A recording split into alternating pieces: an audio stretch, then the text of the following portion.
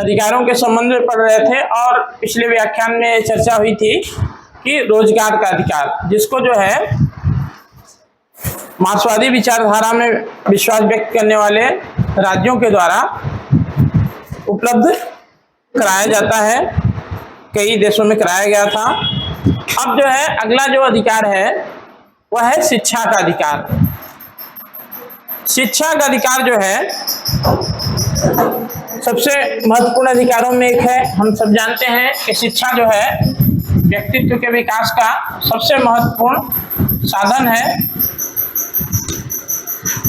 Right to education, और शिक्षा के माध्यम से न केवल अच्छे नागरिक जो है तैयार किए जा सकते हैं, बल्कि राष्ट्र में जो संपदा है उसका भी न्यायोचित वितरण किया जा सकता है।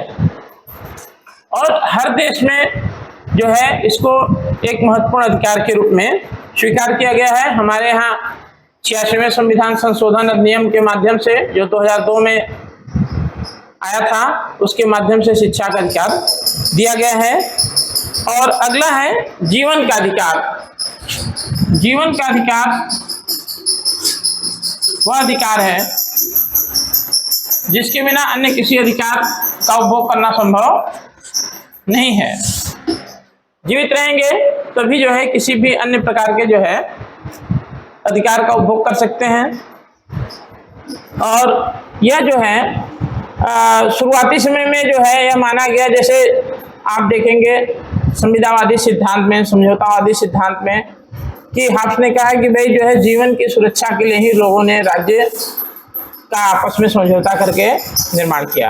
राज्य इसीलिए बनाया गया ताकि लोगों को सुरक्षा चाहिए। नकारात्मक उदारवाद, जिसमें जो है व्यक्तिवाद भी जिसके मिलता है कि पहला कार्य राज्य का क्या है, सुरक्षा देना। ठीक है, तो जीवन के अधिकार के अंतर्गत सबसे महत्वपूर्ण चीज है कि भाई जीवन होगा तभी आप जो है, जब जीवित रहेगा कोई व्यक्ति तभी वो अन्य प्रकार के अधिकारों का, अपने व्यक्तित्व के विकास के अवसरों का उपभोग कर सकता है। उसके बिना वो संभव नहीं है। और एक लाइन इसमें लिखिए कि जीवन के अधिकार के अंतर्गत ही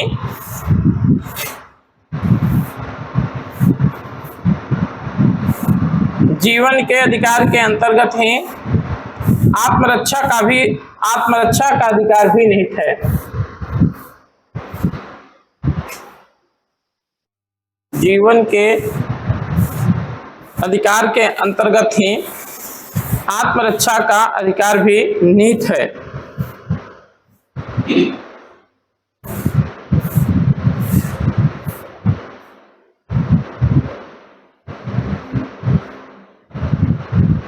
इसका अर्थ यह है कि अगर कोई व्यक्ति अपने जीवन की रक्षा के लिए किसी के ऊपर जो है हमला करता है, जैसे उसके ऊपर हमला हो रहा है, उस स्थिति में वो हमले का प्रतिवाद करता है जीवन की रक्षा के लिए, आत्मरक्षा के लिए, तो उसे अपराध की श्रेणी में नहीं माना जाता है। आप पहले वह व्यक्ति हमला नहीं करने वाला होना चाहिए। जीवन को बचाने के लिए उसने प्रतिवाद किया, उस स्थिति में किसी चोट लगी तो उसके लिए उसको दोषी नहीं माना जाएगा। यह चीज है। अगला लिखिए परिवार का अधिकार।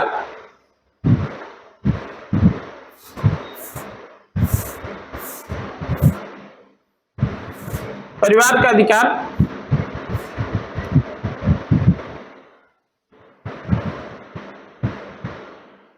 राज्य की तरह समाज के लिए परिवार भी एक अनिवार्य संस्था है। तो इसमें यह कहा गया है कि भाई विवाह करने, बच्चे उत्पन्न करने और उनका पालन पोषण करने का अधिकार व्यक्ति का अधिकार है, और जो है इसमें राज्य को अनावश्यक हस्तक्षेप नहीं करना चाहिए। जो दूसरा जो है, ये तो कानूनी अधिकार थे या सामाजिक अधिकार। दूसरा है राजनीतिक अधिकार।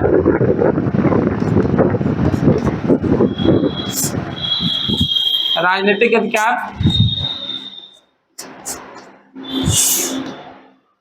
राजनीतिक अधिकारों के अंतर्गत यह शामिल है कि वे राजनीतिक अधिकार वे अधिकार हैं जिनके माध्यम से व्यक्ति अपने राजनीतिक जीवन को बेहतर बना सकते हैं, अपने राजनीतिक जीवन का विकास कर सकते हैं। और ये वे अधिकार हैं जिनके माध्यम से नागरिक प्रत्यक्ष रूप से या परोक्ष रूप से राजनीतिक प्रक्रिया में, शासन के चुने जाने में एवं शासन के संचालन में भागीदार बनते हैं। और इनके अंतर्गत है मुख्य चीजें हैं जिनके माध्यम से व्यक्ति जो है राजनीति में भाग ले सकता है, सरकार के निर्माण में अपना योगदान दे सकता है, राजनीतिक प्रक्रिया से जुड़ सकता है। उसमें पहला है मत देने का अधिकार। ठीक है, मत देने का अधिकार, वोट देने का अधिकार। इसके माध्यम से यह सिद्ध होता है कि व्यक्ति को अपनी सरकार चुनने का अधिकार है। उसके जो प्रतिनिधि जो है सरकार व्यक्ति की जो है वो उसको चुनने के लिए उसको अवसर दिया जा रहा है। मत देने का अधिकार नंबर 1। दूसरा है निर्वाचित होने का अधिकार। निर्वाचित होने का अधिकार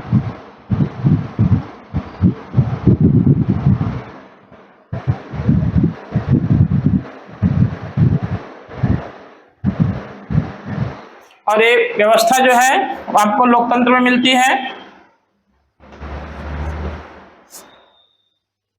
कि व्यक्तियों को राजनीतिक पदों पर चुने जाने का अधिकार होता है।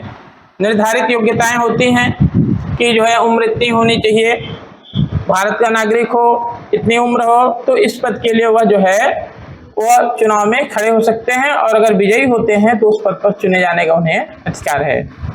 और अगली चीज है कि सार्वजनिक पद ग्रहण करने का अधिकार।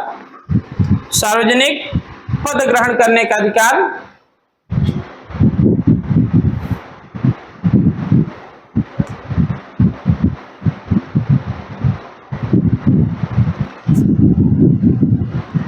जब जो है किसी पद पे निर्वाचित हो जाते हैं तो उस पद पर जो है को ग्रहण कर उस पे कार्य करने का भी व्यक्ति को अधिकार है। यह अधिकार जो है राजनीतिक अधिकार के अंतर्गत आता है। कहीं कहीं आप देखते हैं कि खबरें आती हैं कि फला पंचायत में चुनाव हो गया, आदिवासी महिला चुन ली गई, अब राजस्थान का इलाका है और लोग जो है उसको कार्य नहीं करने दे रहे हैं, बैठने नहीं दे रहे हैं। शपथ ग्रहण करके चली आई तो पता चलता है कि ताला मार दिया है कि इनको नहीं बैठने देंगे। अनुसूचित जनजाति की महिला कैसे जो है सरपंच हो गई।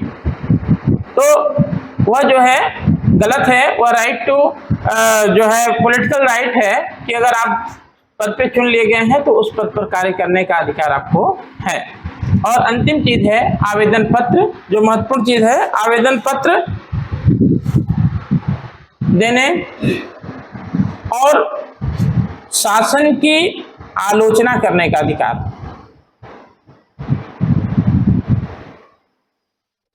आवेदन पत्र के अंतर्गत न केवल शिकायतें हैं बल्कि जो है अनुरोध भी है कि यह कार्य होना चाहिए और शासन की आलोचना वह सकारात्मक है कि यह चीज जो है गलत हो रही है, यह नहीं होनी चाहिए और इससे जो है इस तरह से लोगों को नुकसान पहुंच रहा है, लोगों के अधिकारों का हनन हो रहा है।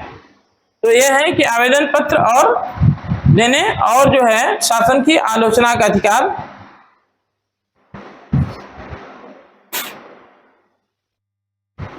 ठीक है, और शासन की आलोचना करने का अधिकार बहुत महत्वपूर्ण है। जो देश कहते हैं कि वो लोकतांत्रिक हैं, वह भी कई बार जो है इसको बर्दाश्त नहीं कर पाते हैं कि सेवा लोग या जनता जो है या नागरिक संगठन वो जो है उनके सरकार की कमियां बताएं या सरकार के जो है गलत कार्यों का विरोध करें। उनको ये लगता है कि यह जो है वो सरकार के खिलाफ षड्यंत्र कर रहे हैं और उत्पीड़नात्मक कार्यवाही आरंभ करते हैं। जैसा आप जो है रूस में देख रहे हैं, कई वर्षों से पुतिन की सत्ता जो है लगातार उसका प्रभाव बढ़ता जा रहा है। खबरें आती हैं कि ये जो है इनके विरोधी थे और मृत पाए गए। तो विभिन्न देशों में इस तरह की चीजें धीरे धीरे हो रही हैं। लोकतंत्र कहा गया कि राजनीतिक लोकतंत्र है, लेकिन उस तरह से चीजें दिख नहीं रही हैं। फिलहाल एक महत्वपूर्ण अधिकार है, उस पर हम चर्चा करेंगे और यह महत्वपूर्ण भी है, वह है कि राज्य के विरुद्ध विद्रोह का अधिकार। राज्य के विरुद्ध विद्रोह का अधिकार, इस संबंध में विद्वानों का दो वर्ग है।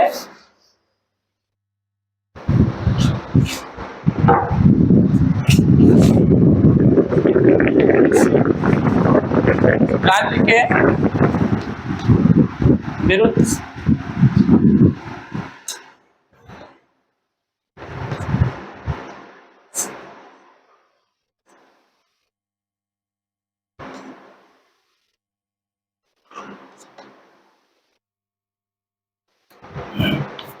राजनीतिक चिंतन में इसमें दो वर्ग हैं विद्वानों के। एक वर्ग यह कहता है कि जो है नागरिकों को राज्य के विरुद्ध विद्रोह करने का कोई अधिकार नहीं है।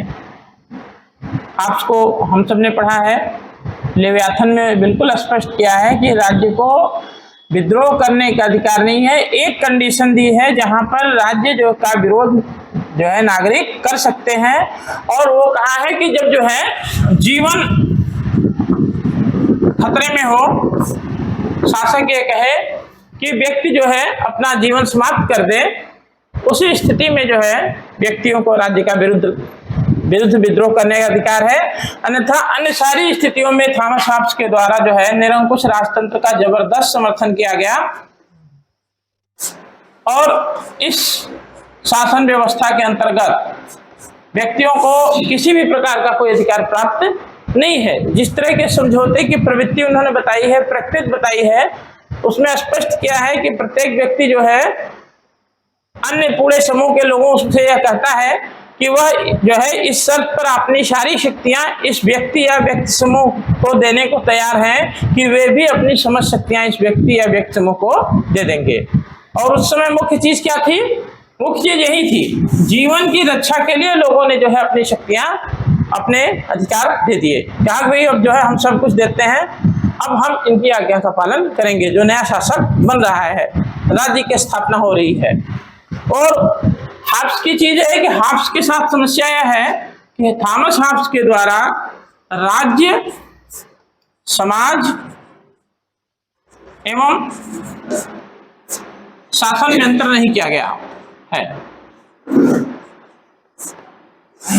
इसलिए जो है हॉब्स ने नागरिकों को राज्य के विरुद्ध विद्रोह करने का कोई भी अधिकार नहीं दिया है। एक कंडीशन लगाई जो कभी कभी पूछ लेता है कि आत्मरक्षा का जब प्रश्न है तभी वो विद्रोह कर सकते हैं, अन्यथा की स्थिति में नहीं।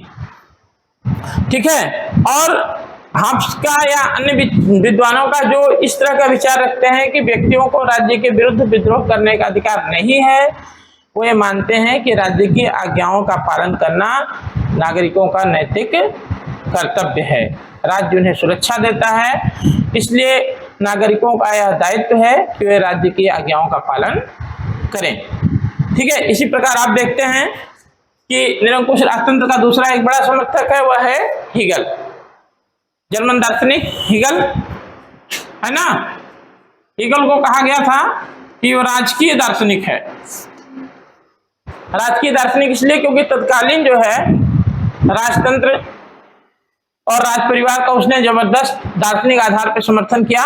तो हीगल ने भी जो है ऐसे कोई कंडीशन है उसने तो महसूस ही नहीं की है जिसमें नागरिकों के द्वारा राज्य के विरुद्ध विद्रोह किया जा सके। राज्य का महिमा मंडन करते हैं, ठीक है, शासन का महिमा मंडन करते हैं, और हीगल लिखते हैं कि राज्य पृथ्वी पर ईश्वर का अवतरण है। तो जब आप दैवी स्वरूप दे देंगे तो आप राज्य की दैवी उत्पत्ति के सिद्धांत को हमने पढ़ा है, और उसमें जो है देखा है कि राजा किसी के प्रति उत्तरदायी नहीं है, सिर्फ और सिर्फ ईश्वर के प्रति उत्तरदायी है, व्यक्तियों के प्रति नहीं है। व्यक्तियों का अधिकार नहीं कि उसे प्रश्न पूछ सके, उसके किसी निर्णय पर प्रश्न चिन्ह खड़ा करके क्या गलत है, और अगर करते हैं तो वो जो है राजा द्वारा भी दंडित होंगे, क्योंकि राजा जो है ईश्वर का प्रतिनिधि है। ठीक है। तो एक वर्ग तो यह है जो कहता है कि भाई अधिकार जो है कोई विद्रोह करने का कोई अधिकार नहीं है। और इस संबंध में लिखिए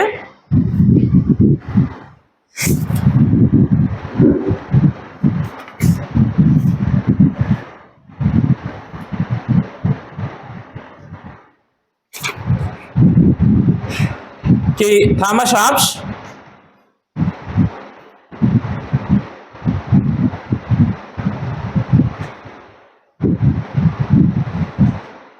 हीगल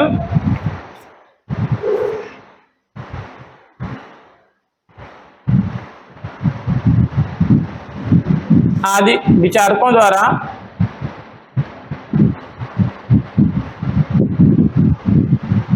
यह प्रतिपादित किया गया है कि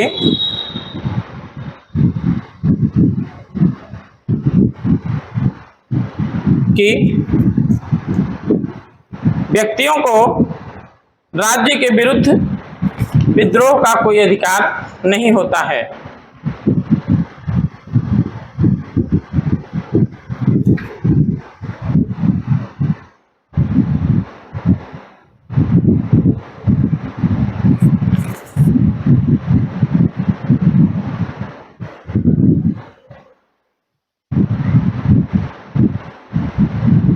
इसके विपरीत क्या लिखा, व्यक्तियों को राज्य के विरुद्ध विद्रोह करने का कोई अधिकार नहीं होता है।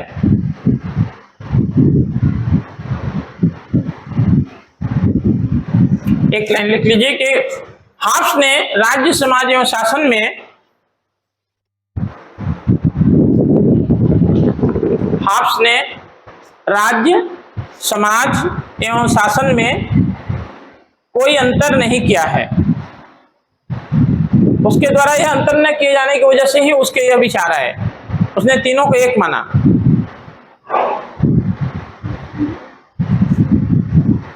ठीक है,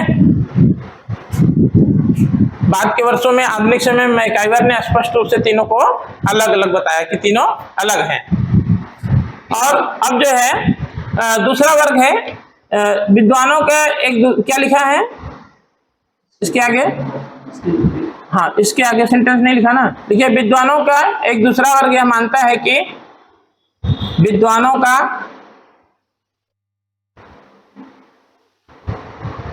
एक दूसरा वर्ग यह मानता है कि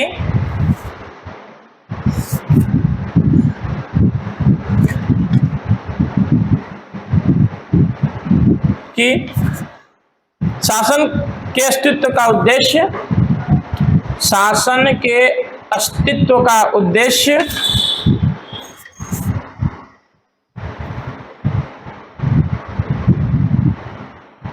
जन इच्छा को, जनता की इच्छा को कार्य रूप में, जनता की इच्छा को कार्य रूप में परिणित करते हुए, कार्य रूप में परिणित करते हुए, बदलते हुए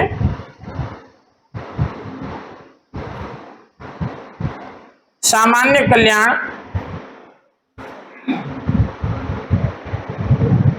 करना होता है।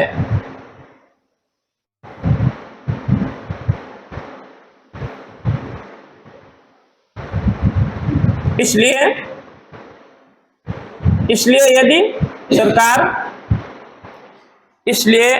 यदि सरकार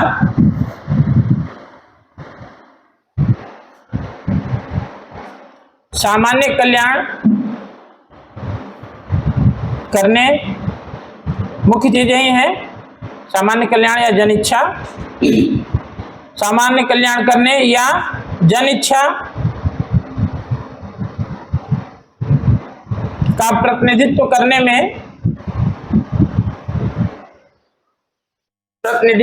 में असफल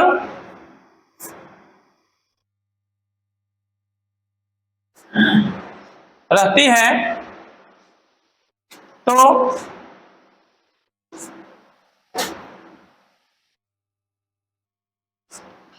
जनता को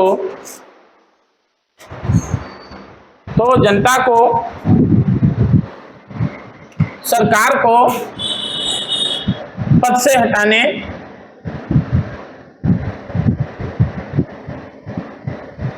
का अधिकार होता है।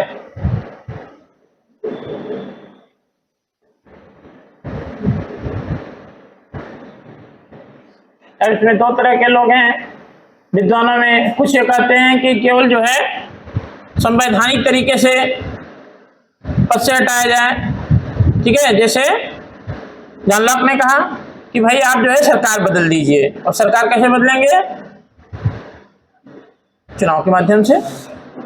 1688 की गौरवपूर्ण क्रांति का वो जो है व्याख्याता माने जाते हैं जॉन लॉक, उन्होंने कहा कि अब शांतिपूर्ण तरीके से चुनाव के माध्यम से अगर आपको लगता है कि यह सरकार प्राकृतिक अधिकारों की रक्षा नहीं कर रही है तो इसको आप बदल दीजिए, लेकिन उसके लिए आप चुनाव का सहारा लीजिए, जो संवैधानिक तरीका है। ठीक है, चुनाव क्या है, वह जो है शांतिपूर्ण तरीके से सत्ता में परिवर्तन का एक माध्यम है। आपको अवसर मिल रहा है 5 साल पे आप सरकार बदल दीजिए, उस पार्टी के लिए जो व्यक्तियों के प्राकृतिक अधिकारों की रक्षा करे, जीवन, स्वतंत्रता और संपत्ति की। ठीक है, एक वर्ग दूसरा है जो ये कहता है कि भाई जो है आप हिंसक तरीके से भी परिवर्तन कर सकते हैं। ठीक है, मार्क्सवादी विचारकों का इस तरह का विचार है कि हिंसा के माध्यम से सरकार बदल देंगे। तो यहाँ पे जो है लास्की का एक स्टेटमेंट है, लिख लीजिए। लास्की के अनुसार नागरिकता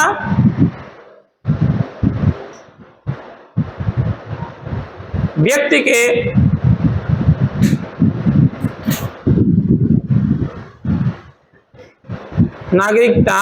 के विवेकपूर्ण निर्णय का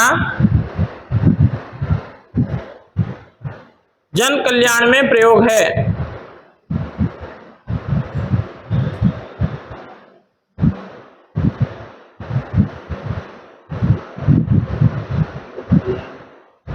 नागरिकता को डिफाइन करने का प्रयास किया है कि उनके कहना है कि व्यक्ति के विवेकपूर्ण निर्णय का जन कल्याण में प्रयोग ही नागरिकता है। ठीक है, तो इसमें लास्की ने कहा है कि जब व्यक्तियों को यह महसूस हो जाए, यह विश्वास हो जाए कि सरकार जो है जनहित में कार्य नहीं कर रही है, तो उसको सरकार बदल देनी चाहिए। ठीक है, और लास्की ने कहा कि ऐसी स्थिति में जब बिल्कुल क्लियर हो जाए कि जनहित में कार्य नहीं कर रही है, तो उसको जो है व्यक्तियों का यह नैतिक कर्तव्य हो जाता है कि ऐसी सरकार को बदल दें। ठीक है, सरकार को परिवर्तित कर दें। और दूसरी चीज, गांधी जी का एक स्टेटमेंट है, लिखिए। महात्मा गांधी जी ने लिखा है कि व्यक्ति का सर्वोच्च कर्तव्य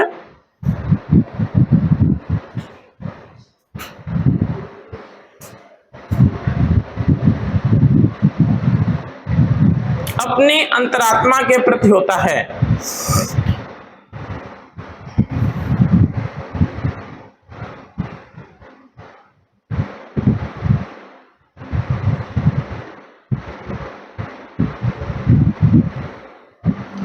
तो गांधी जी का कहना है कि अंतरात्मा की आवाज के आधार पर भी जो है व्यक्तियों को यह अधिकार है कि वे सरकार का विरोध करें। वह जो है गांधी जी ने तो स्पेशली उसी आधार पर ब्रिटिश राज का विरोध किया कि वो भारतीयों को उत्पीड़न करती है, भारतीयों का शोषण करती है, और ब्रिटिश राज को यह कोई नैतिक आधार नहीं है जिसके आधार पर वो भारत पे शासन कर सके, इसलिए उसे भारत को आजाद कर देना चाहिए। और नैतिक मूल्यों को ही रखा, सत्य और अहिंसा को वही आधार बनाया। तो यह है कि विद्वानों का दूसरा वर्ग जो है यह दावा करता है कि बिल्कुल अधिकार है, अगर जो है सरकार लोक कल्याण के हिसाब से या जन इच्छा के हिसाब से कार्य नहीं कर रही है, तो व्यक्तियों को इस बात का अधिकार है कि वह जो है राज्य का विरोध करें।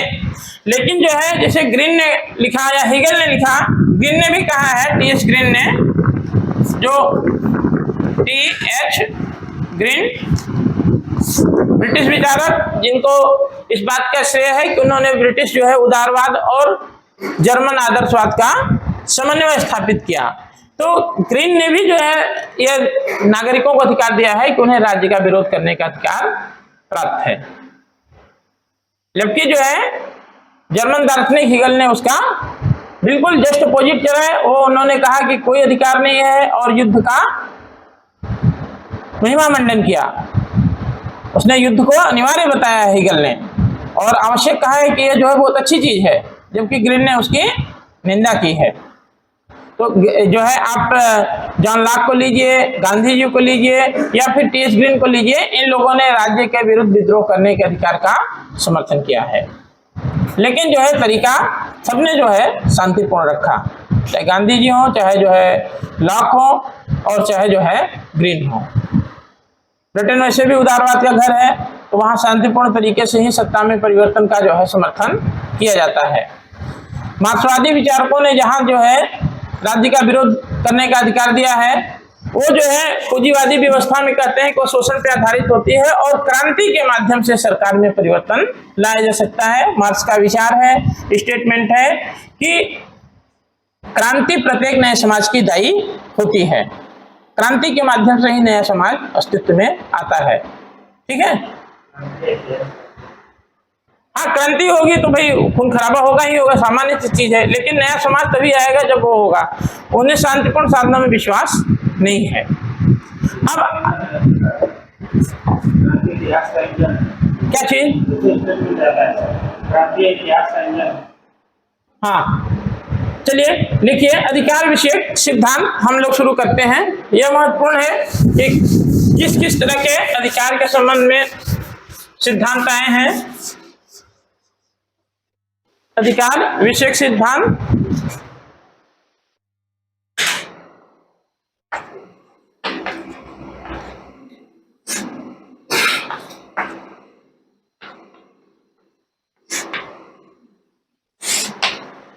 इस संबंध में जो सबसे पुराना सिद्धांत है वह है प्राकृतिक अधिकार संबंधी सिद्धांत।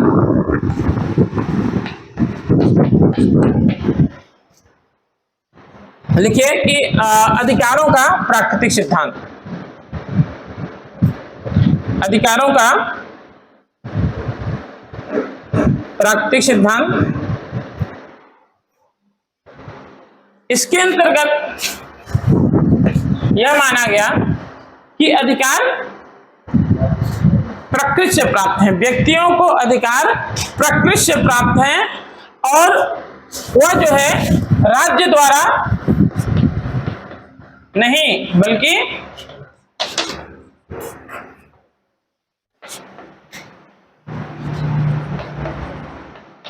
प्रकृति द्वारा अधिकार मिले हुए हैं। प्रकृति से अधिकार प्राप्त हैं, राज्य से नहीं। जो है यह सबसे अधिकारों के संबंध में सबसे प्राचीनतम सिद्धांत है।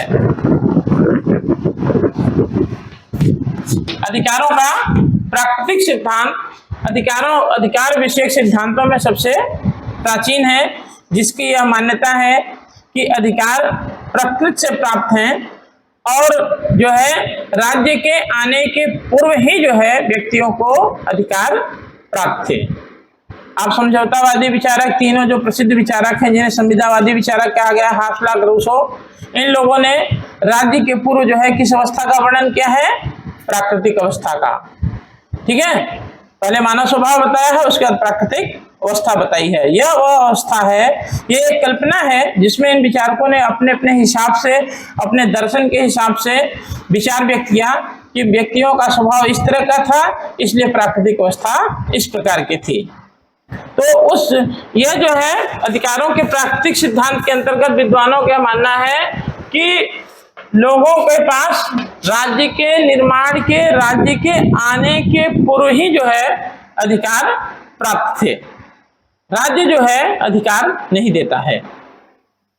ठीक है, और जो है प्राकृतिक अधिकारों के सिद्धांत का जो आधुनिक समय में जो है, जो आधुनिक राजनीतिक चिंतन है, उसमें जो मुख्य विचारक है जो इन विचारों को लेकर के आया वह है जॉन लॉक। इसके पहले जो है अधिकारों के प्राकृतिक सिद्धांत की चर्चा जो है यूनानी राजनीतिक चिंतन में भी देखने को मिलती है।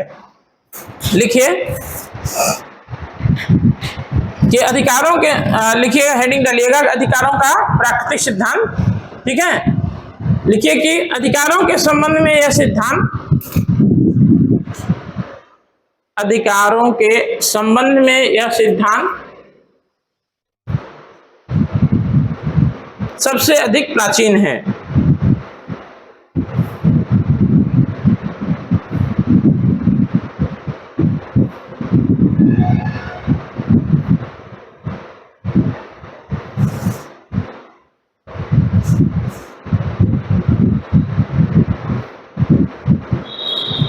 यह सिद्धांत, इस सिद्धांत का प्रचलन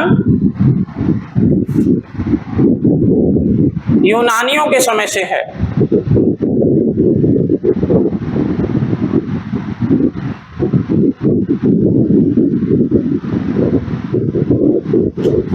प्लेटो अरस्तु के जमाने में भी यूनान में यह विचार प्रचलित था कि नागरिक जो है व्यक्तियों को प्रकृति द्वारा अधिकार प्राप्त होते हैं, राज्य जो है उन अधिकारों को नहीं देता है।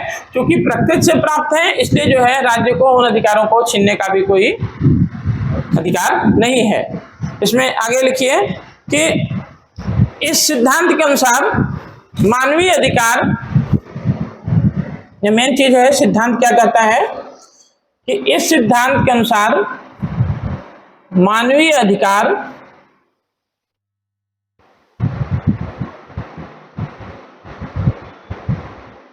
पूर्णतया प्राकृतिक और जन्मसिद्ध हैं।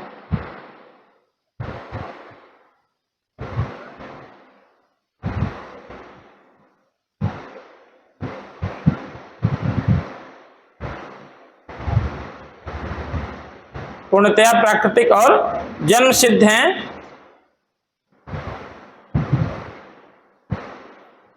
राज्य एवं समाज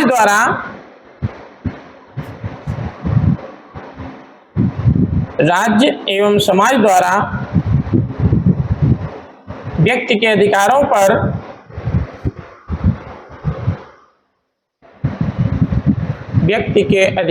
पर किसी भी प्रकार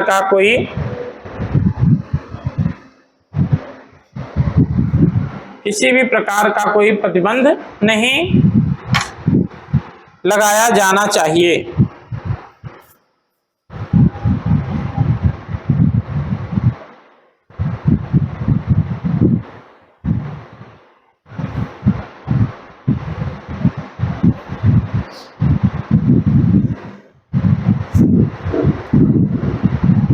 देखिए, आप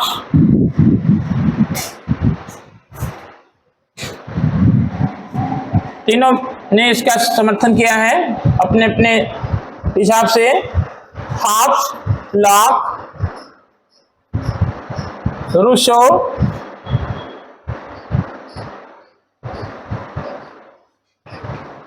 मिल्टन,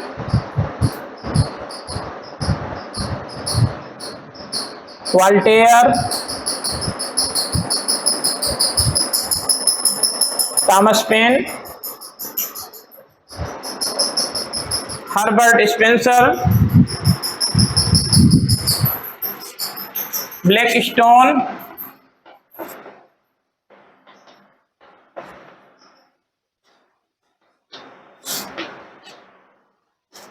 ब्लैकस्टोन ने जो है विचार और विवेक की स्वतंत्रता का बड़ा जबरदस्त समर्थन किया था।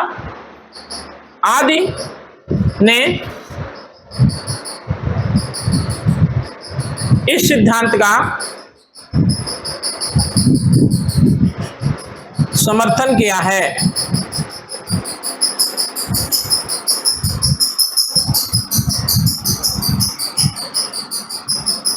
लॉक के शब्दों में स्टेटमेंट है जॉन लॉक का।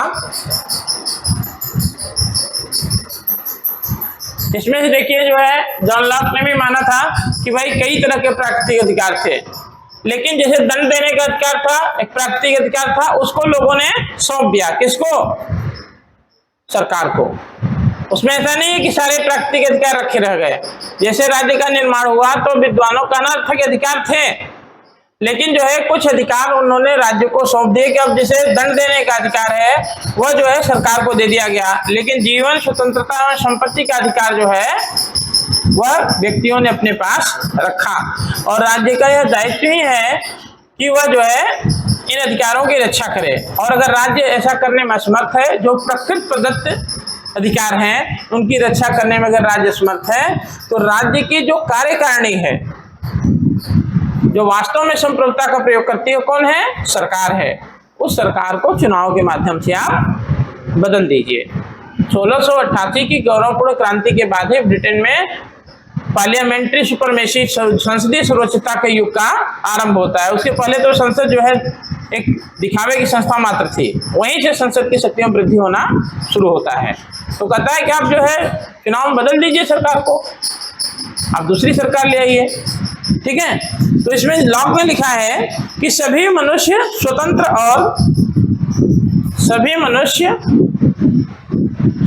और विवेकी पैदा होते हैं।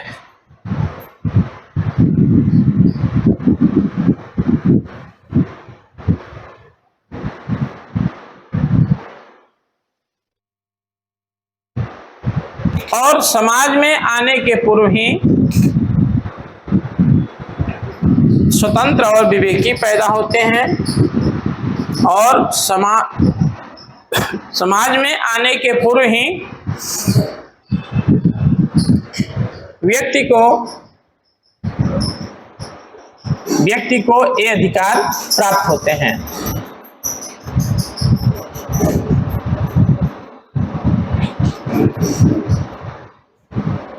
आगे बता रहे हैं कि वह जो है राज्य अस्तित्व में नहीं आया था, प्रकृति थी, राज्य नहीं था। उस जो है प्राकृतिक अवस्था में ही जो है लोगों को अधिकार प्राप्त थे और राज्य का निर्माण इसीलिए किया गया कि वह जो है उनके प्राकृतिक अधिकारों की रक्षा करे। कुछ प्राकृतिक अधिकारों को व्यक्तियों ने राज्य को सौंप दिया और बाकी जो है अपने पास रखा कि आपका निर्माण ही आप ट्रस्ट है। उसने कहा था गवर्नमेंट जब वो ट्रस्ट का उपयोग करता है कि भाई जो है समझौते के लिए भी कि भाई आप जो है इसी विश्वास पे दिया गया है कि आप व्यक्तियों की इन प्राकृतिक अधिकारों की रक्षा करिए। आशीर्वादम का एक स्टेटमेंट है, कहीं कहीं पूछ लेता है। आशीर्वादम ने कहा है, आशीर्वादम के अनुसार अधिकार उसी प्रकार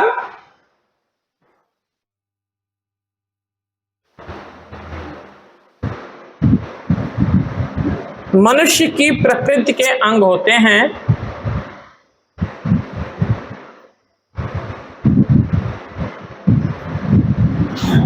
जिस प्रकार अधिकार उसी प्रकार मनुष्य की प्रकृति के अंग होते हैं जिस प्रकार उसकी चमड़ी का रंग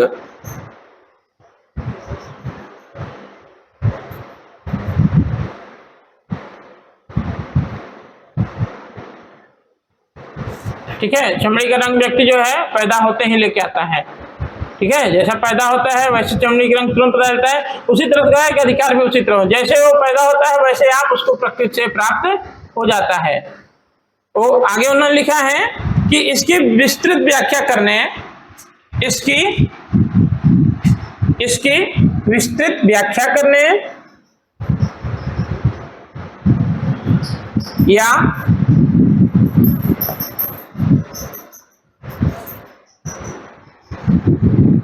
औचित्य बताने की कोई आवश्यकता नहीं है,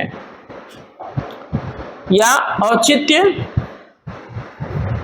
बताने की कोई आवश्यकता नहीं है।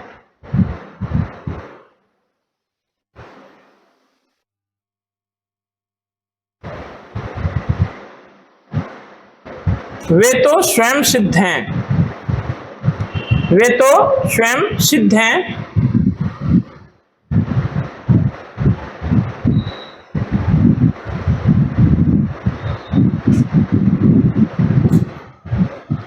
अब देखिए सिद्धांत का प्रभाव जो दो जगह सबसे अधिक पड़ा, ठीक है। एक तो फ्रांसीसी क्रांति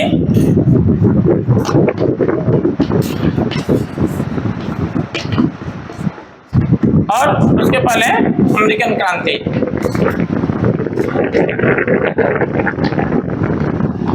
1776 और 1789 ये जो है अधिकारों के प्राकृतिक सिद्धांत का बहुत प्रभाव रहा है। इस प्रकार के दोनों जो है जो क्रांतियां हुई उसमें, ठीक है, जिसमें जो है लोगों ने अपने लिए, जैसे जो है थॉमस पेन ने कहा कि जिसने जो है ईश्वर ने उसको जन्म दिया है उसी ने स्वतंत्रता भी दी है।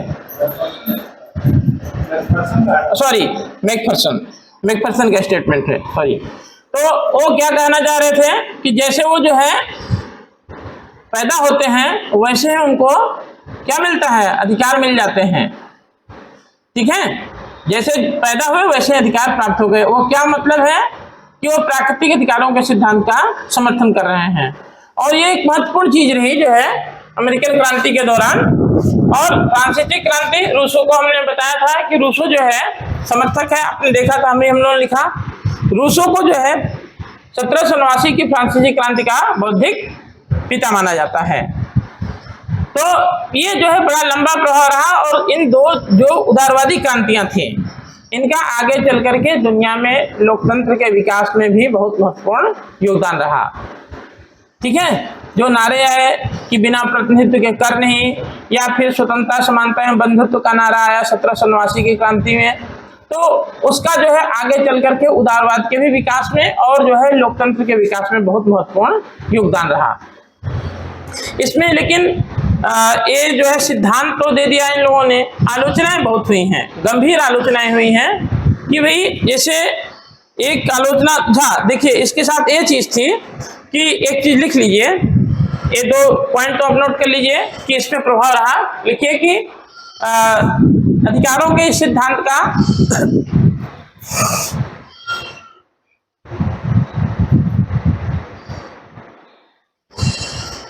अधिकारों के इस सिद्धांत ने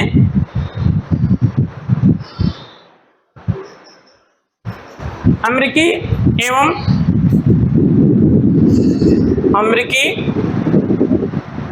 एवं फ्रांसीसी क्रांति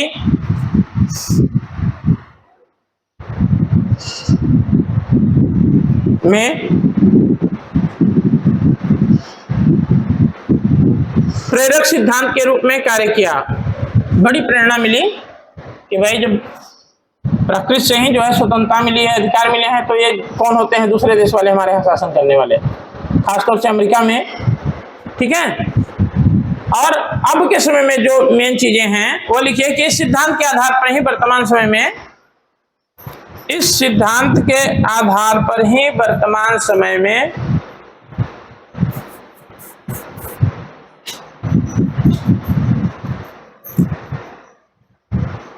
भोजन, रोटी कपड़ा मकान है, भोजन, वस्त्र,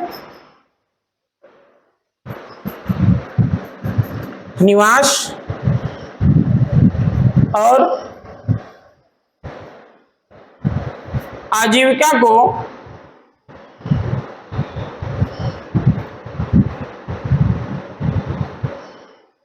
व्यक्ति के प्राकृतिक अधिकार कहा जाता है।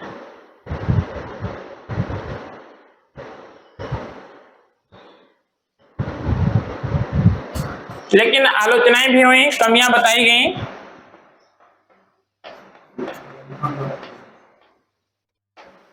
सबसे बड़ी आलोचना ये की गई कि प्राकृतिक शब्द बड़ा अस्पष्ट है, ठीक है, क्या प्राकृतिक है क्या प्राकृतिक नहीं है। तो प्राकृतिक शब्द जो है बिल्कुल क्लियर नहीं है, कुछ लोग दूसरा अर्थ लेते हैं और कुछ लोग दूसरा अर्थ लेते हैं। दूसरी चीज जो है ये कहा गया कि चाहे जो भी विद्वान हो, सारे विद्वान जिन्होंने अधिकारों के प्राकृतिक सिद्धांत का समर्थन किया या यह दावा किया कि अधिकार प्रकृति प्रदत्त हैं और राज्य द्वारा यह नहीं दिए गए हैं बल्कि लोगों को जन्म के साथ ही प्रकृति द्वारा प्राप्त हो गए हैं, उन्होंने कोई एक निश्चित सूची पर सभी लोग सहमत नहीं है कि नहीं यह अधिकार जो है प्रकृति द्वारा उन्हें प्राप्त हैं। सब अलग अलग जो है अधिकारों की सूची बताते हैं, कोई 2 अधिकार देता है, कोई 4 देता है, कोई 5 देता है, कोई 1 देता है, लेकिन एक निश्चित सूची की कोई जो है उपलब्ध नहीं है। इसी पे लॉस्की ने लिखा है, लॉस्की का स्टेटमेंट है कि अधिकारों की कोई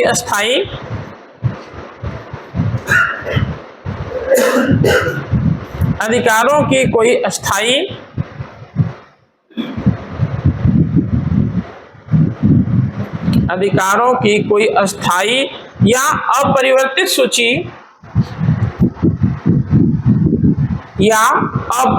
सूची निर्मित नहीं की जा सकती।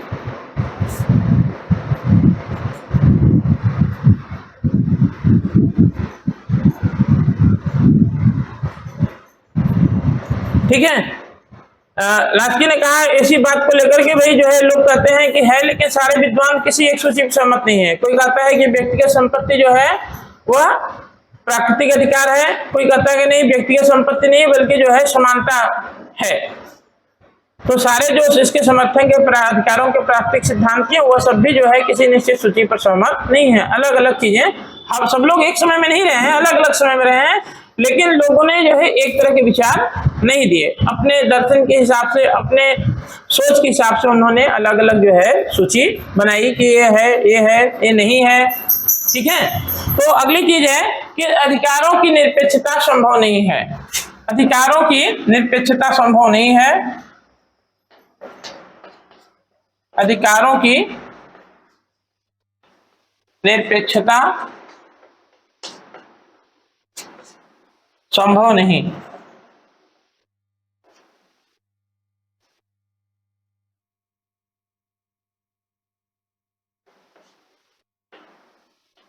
क्यों संभव नहीं है? जैसे स्वतंत्रता जो है को विभिन्न लोगों ने प्राकृतिक अधिकारों के अंतर्गत स्वीकार किया, विभिन्न विद्वानों के द्वारा। लेकिन आज हम जानते हैं कि स्वतंत्रता पर अगर आप कुछ सीमाएं नहीं लगाएंगे तो वह जो है उच्छृंखलता में बदल जाएगी। सड़कों पर हमें आगमन का अधिकार प्राप्त है, चल सकते हैं, ठीक है। देश में जो है कहीं भी घूमने टहलने का अधिकार प्राप्त है, लेकिन सड़कों पर चलते समय हम जो है यह निर्धारित सरकार ने कर रखा है कि भारत में आप बाएं से चलेंगे, उसमें व्यक्ति की सुरक्षा नहीं थे। अब वो कहे कि नहीं हम जो है क्यों माने, ये तो भाई हमारी जो है आवागमन की स्वतंत्रता पर बाधा है। सरकार ने कैसे कर दिया कि हम बाएं चलेंगे, हम तो बीच से चलेंगे।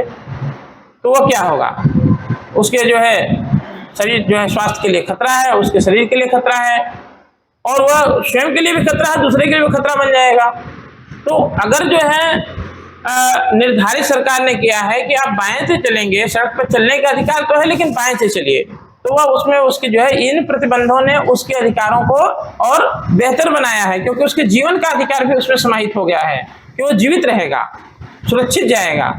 तो ये कहना है कि नहीं जो है अधिकारों पर किसी प्रकार का कोई प्रतिबंध न लगाया जाए, जो आलोचकों का कहना है कि ये तो बिल्कुल जो है उच्छृंखलता वाली बात होगी कि हम अपने मन से चलेंगे, तो वो जो है वो उसके लिए ही खतरा है। इसलिए जो है अधिकारों के प्राकृतिक सिद्धांत में जो कहा गया है कि अधिकार जो है वह निरपेक्ष हैं, उन पे सीमाएं नहीं लगाई जा सकती हैं। राज्य को अधिकार नहीं है कि उस पर सीमाएं लगाए, वह सही नहीं है। अगर व्यावहारिक रूप से यह मान लिया जाए कि अधिकार निरपेक्ष है तो बड़ी असुविधा हो जाएगी और दूसरे लोगों के अधिकारों के लिए खतरा उत्पन्न हो जाएगा। वो कहेगा मैं भी माइक बजाऊंगा, वो कहेगा मैं भी माइक बजाऊंगा, और जितना मन करेगा उतना तेज बजाऊंगा, तो वो फिर जो है काम खराब हो जाएगा, लड़ाई हो जाएगी। वो सही नहीं है, निरपेक्षता नहीं हो सकती है। एक जो है सापेक्षता है कि भाई ये नियम जो बनाए गए हैं वो उनकी भलाई के लिए ही बनाए गए हैं। अगली चीज जो है कि राज्य कृत्रिम संस्था नहीं है। आज हम सब जानते हैं कि राज्य जो है विकास का परिणाम है, विभिन्न तत्वों के संयोग से धीरे धीरे जो है राज्य का विकास हुआ है। राज्य निर्मित नहीं है ना। तो राज्य आलोचकों का कहना है कि राज्य निर्माण का फल नहीं है,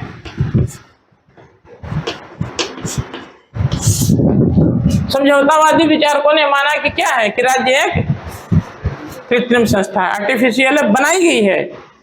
बस ये है कि लोगों ने आपस में समझौता करके राज्य का निर्माण किया है, लेकिन निर्मित है। यह बड़ी चीज है कि वो निर्मित की गई, वो कृत्रिम है, बनाई गई है, लेकिन वास्तविक चीज है कि राज्य कृत्रिम नहीं है। उसमें रक्त संबंध है, धर्म है, परिवार है, आर्थिक तत्व हैं, और सबसे बड़ी चीज की राजनीतिक चेतना है, शक्ति है। इन सब तत्वों से मिलकर राज्य बना है और कई सौ वर्षों में वह अस्तित्व में आया। धीरे धीरे अलग अलग समय में जब राजनीतिक चेतना एक निश्चित भूमि में रहने वाले लोगों के बीच में आई, जिनके बीच जो है धर्म, परिवार या जो है रक्त संबंध घनिष्ठ थे, तब वहाँ राज्य विकसित हुआ। तो ये कहना कि राज्य जो है निर्माण का प्रतिफल है, राज्य कृत्रिम संस्था है, वो सही नहीं है। क्योंकि जब हम कहते हैं कि राज्य कृत्रिम संस्था है तो निश्चित तौर पे जिन लोगों ने राज्य को बनाया है वो उससे बड़े हैं। हमेशा जो है आविष्कारक क्या होता है, वो बड़ा होता है, उसने बनाया है। तो ये कहता है कि व्यक्तियों ने राज्य को बनाया, ठीक है। अधिकारों के प्राकृतिक सिद्धांत में आप लाख को ले आइए, आपको ले आइए, कहते हैं कि राज्य क्या किया जा रहा है, राज्य बनाया जा रहा है व्यक्तियों के द्वारा, लेकिन राज्य वास्तव में निर्माण का प्रतिफल नहीं है, निर्मित नहीं है, बल्कि वह जो है वह विकास का परिणाम है। इसी प्रकार से एक और जो है कमी इसमें बताई गई है कि अधिकार, प्राकृतिक अधिकारों में पारस्परिक विरोध है।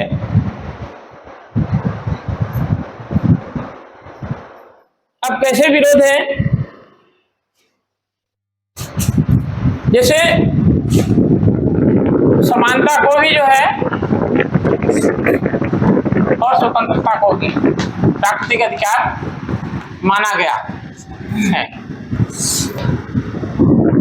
स्वतंत्रता में समानता जो है, वैसे भी आपने देखा कि लॉर्ड एक्टन और डी टाकुले, भले उनके जो है सोच का तरीका अलग रहा, लेकिन उन्होंने माना कि दोनों क्या हैं, एक दूसरे के विरोधी हैं। एक की मात्रा जैसे जैसे बढ़ती है वैसे वैसे दूसरे की मात्रा कम होती जाती है।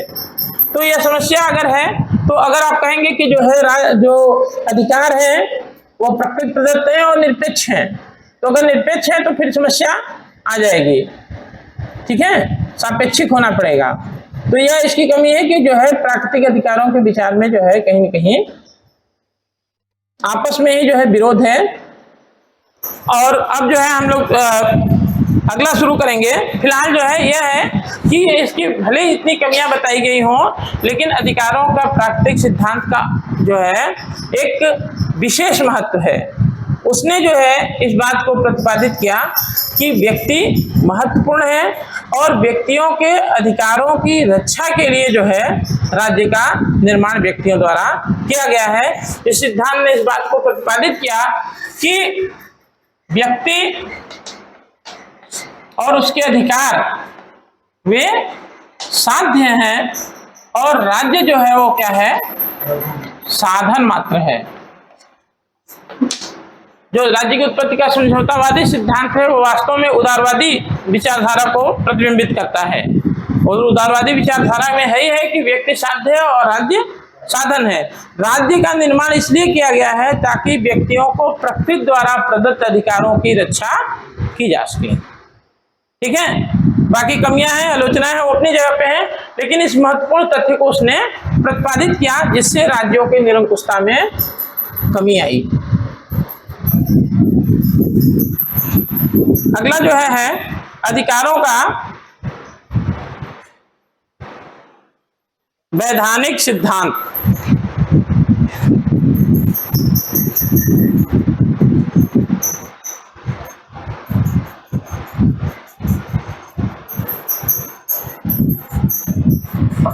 अब ये जो है अधिकारों का जो प्राकृतिक सिद्धांत है उसके बिल्कुल विपरीत सिद्धांत है। यह सिद्धांत यह मानता है कि अधिकार जो है राज्य के द्वारा कानूनों के माध्यम से उपलब्ध कराया गया है। इसमें लिखिए कि यह सिद्धांत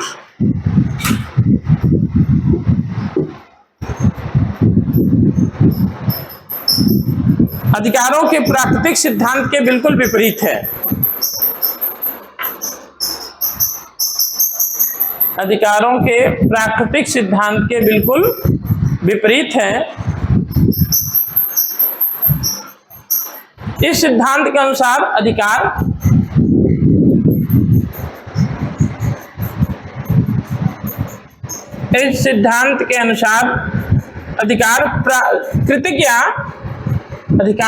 प्राकृतिक या स्वाभाविक न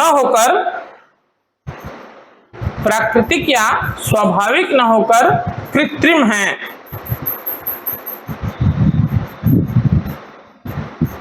ठीक है, प्रकृति से प्राप्त नहीं है बल्कि वो इनका निर्माण किया गया है, कृत्रिम है। अधिकार राज्य की इच्छा और कानून के परिणाम होते हैं। मेन चीज ये है कि अधिकार राज्य की इच्छा और कानून के परिणाम होते हैं।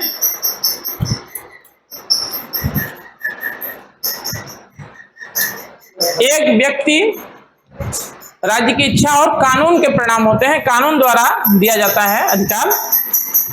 एक व्यक्ति केवल वे ही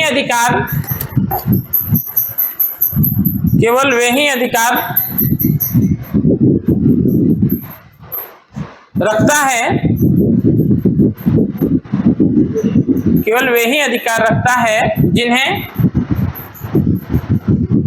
राज्य मान्यता प्रदान करता है। राज्य कानून के माध्यम से लिख दिए, राज्य कानून के माध्यम से मान्यता प्रदान करता है।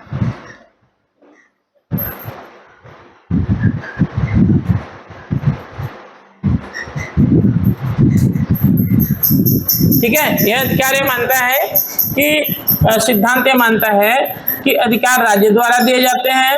राज्य जो है कानून बनाकर हमें अधिकार, व्यक्तियों को अधिकार दे सकता है, या फिर जो है जो अधिकार दिए हुए हैं गए हैं व्यक्तियों को, उसमें वो कमी ला सकता है, नए अधिकारों को लोगों को उपलब्ध करा सकता है। तो इस प्रकार जो है अधिकारों का कानूनी सिद्धांत या वैधानिक सिद्धांत स्पष्ट रूप से कहता है कि राज्य एक कृत्रिम संस्था जो है, अधिकार कृत्रिम है, स्वाभाविक या प्राकृतिक नहीं है। राज्य के द्वारा कानूनों के माध्यम से ही लोगों को अधिकार उपलब्ध कराए जाते हैं, और राज्य जो है लोगों को और अधिकार दे सकता है, और जो पहले से अधिकार दिए गए उसमें कमी भी ला सकता है, और अधिकारों की रक्षा भी राज्य ही करता है। ठीक है, कल इसको पूरा कर देंगे।